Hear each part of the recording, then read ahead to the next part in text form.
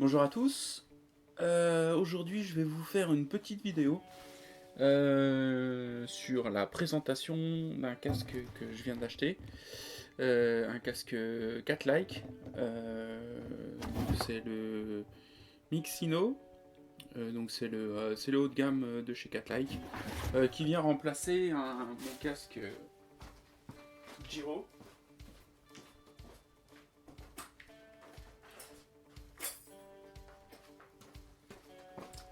Qui vaut un peu le détour, hein. Donc c'était nécessaire de changer parce que voilà, il n'y a plus rien, les mousses ont été complètement foutues. Euh, voilà. Donc celui-là, il fallait vraiment le changer. C'était un bon produit. C'est quoi? C'est un Ionos, je crois. Je suis plus sûr. Ouais, je pense que c'était un Ionos. Il n'y a plus d'inscription dessus. Euh, Donc c'était un très bon produit puisque je l'ai depuis 2009.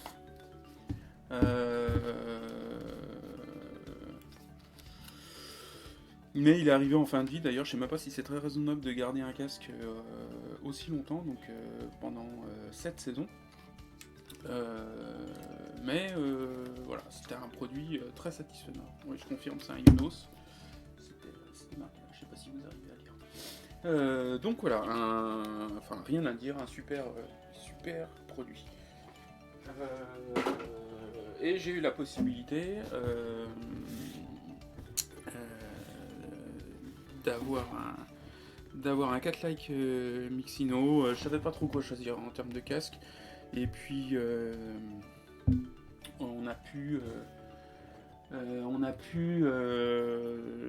enfin les gens de chez Rotor m'ont permis d'avoir ce casque. Je l'ai payé, hein. Même si j'ai une bonne remise, je l'ai payé. Donc c'est sur, je vous fais, c'est pas un placement produit sponsorisé, hein. Je l'ai eu moyennant remise, on va pas se le cacher, mais c'est quand même moi qui l'ai payé, c'est pas quelque chose qui m'est fourni. Alors pourquoi un cat-like? Eh ben j'aimais bien les cat-like. J'avais un collègue qui avait un cat-like. C'est des casques qui font pas trop gros, qui englobent pas trop la tête. On n'a pas l'impression d'avoir une énorme cocotte minute sur la tronche. Et ben celui-là, ouais, c'était l'eau de gamme. C'est un peu un problème de riche, hein, vous me direz. J'aime bien taper dans le haut de gamme.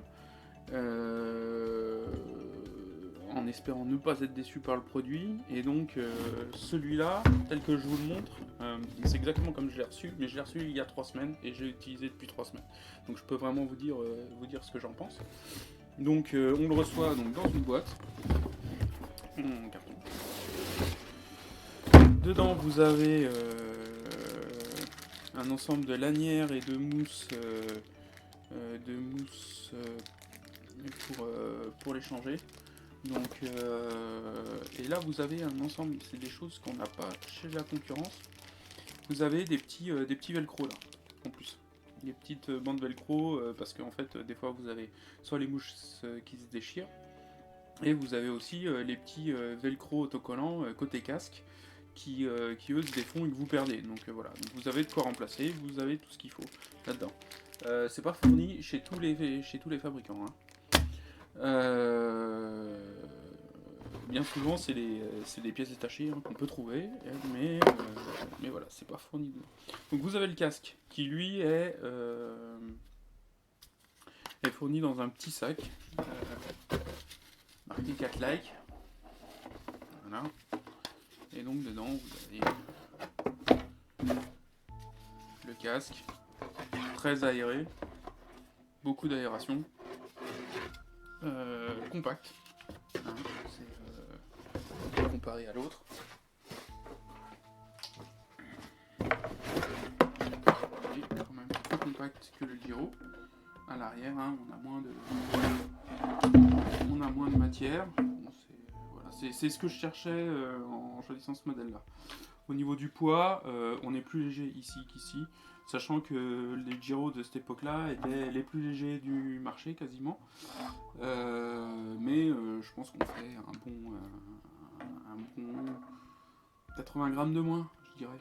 Ouais, c'est la grosse louche. Bon, on est dans un produit léger, sachant que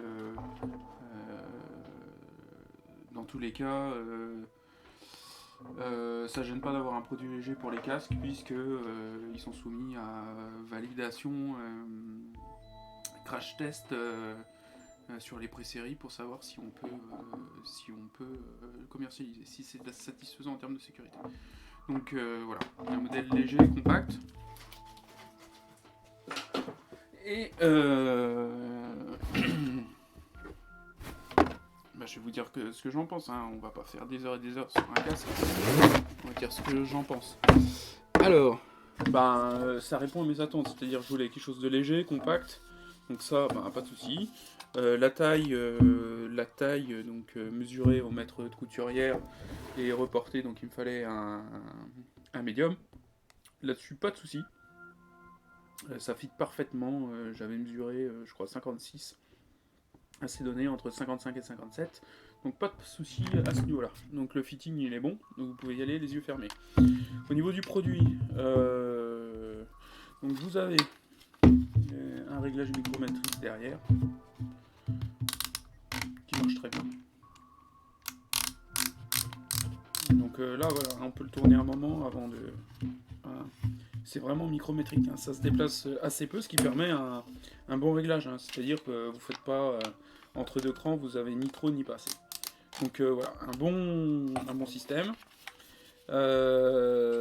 En pratique, l'aération, c'est satisfaisant. Bon, on est quand même...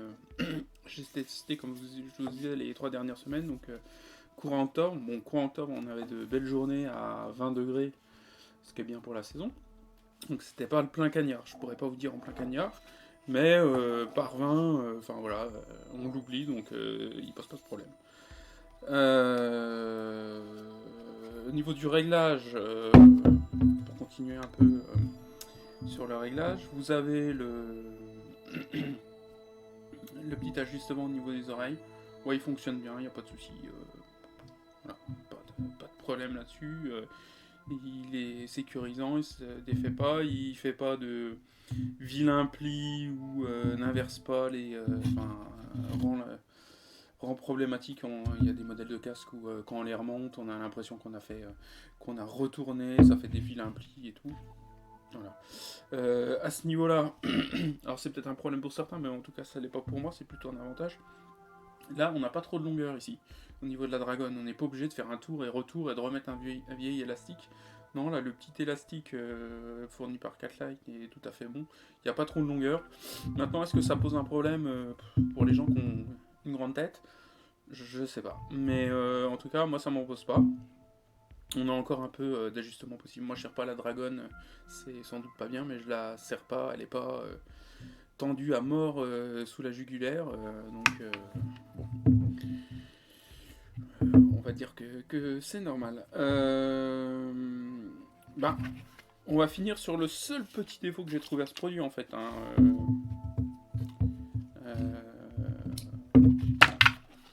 Moi, le seul défaut que j'ai trouvé au produit, donc il y a assez peu de mousse. Ça gêne pas au niveau du confort, pas du tout. Le casque il est confortable. Les mousses sont fines, il y en a assez peu, mais voilà, ça marche bien. Par contre, le seul petit souci, c'est qu'au niveau de l'absorption de la transpiration ici, sur la face avant, on est vachement limite. Quand on monte des bosses et qu'on roule plus très vite, l'aération ne permet pas de sécher. Et là, ça goûte un peu plus. Donc, mais ça c'est vrai avec d'autres casques, par exemple le POC, le modèle de chez POC a le même souci. Les mousses sont assez fines et assez rapidement on n'a pas d'aération. Je corrige, c'est pas qu'on n'a pas d'aération, c'est qu'on n'a pas d'effet de séchage. C'est surtout un problème d'absorption à mon sens, plus pas un problème d'aération. Donc voilà. Alors, on va faire ça bien. Avec la GoPro, je vais vous donner des images d'un peu plus près, comme ça vous verrez exactement ce qu'il en retourne.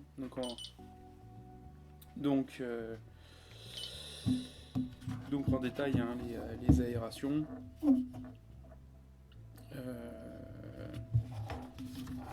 de réglage micrométrique. Voilà. Donc les petites pour régler les petits réglages près des oreilles. La petite fermeture rapide de côté.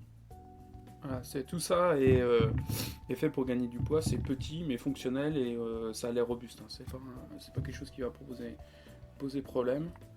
Voilà. Alors pour moi, ça reste. Voilà, c'est un bon produit. C'est un très bon produit. C'est un très bon produit. On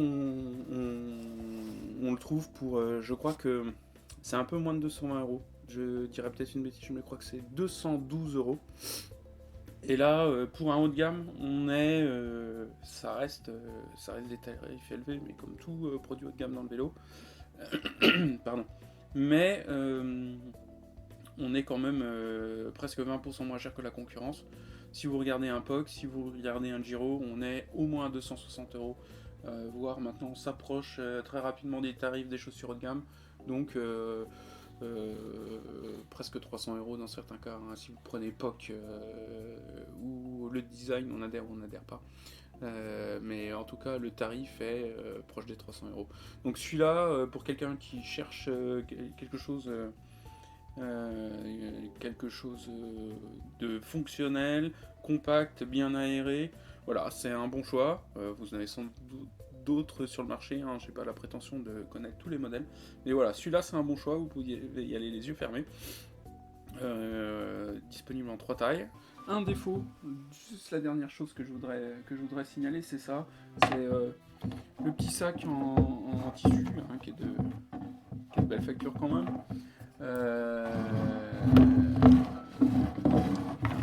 Voilà. Qui est plutôt pas mal, mais qui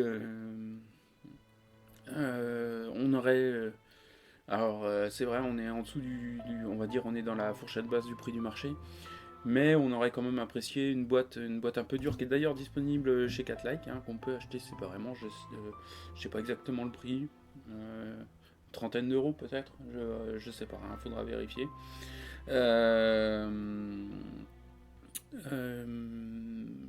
Comment dire, elle pourrait être sur la version haut de gamme fournie avec. Ça, ce serait bien parce que les casques, pour les faire durer, si on veut pas abîmer les cirrages micrométriques, les différents velcro, etc., ne tirer sur les mousses, c'est bien d'avoir. Alors ça protège un peu les mousses, etc., mais ça protège pas des chocs. Et le sac rigide pour mettre le casque, enfin la petite boîte rigide pour mettre le casque, là ce serait un plus. Et ça ferait vraiment un